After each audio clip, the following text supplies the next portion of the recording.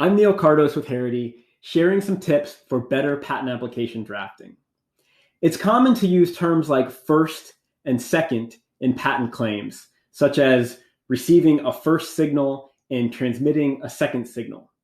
This allows you to further define these terms later in the claims with clarity about which term you're referring to.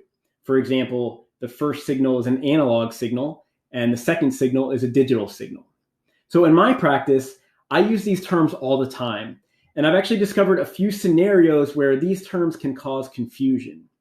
So today, I'll share one scenario to watch out for when using terms like first and second in the claims, and I'll save the other scenarios for a future video. So the first scenario, see what I did there, is when you're explaining an invention where sequence is important. When you say a first time period in a sequence of time periods, what does first mean? Do you mean the very first one in sequence?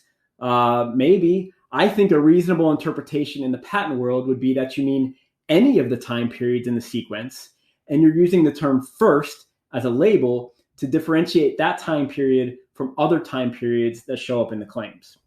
So if you really mean the first in a sequence, you could say an initial time period, an earliest occurring time period, a starting time period, or something along those lines. Another option would be to say something like a first time period that occurs first in time and a second time period that occurs second in time.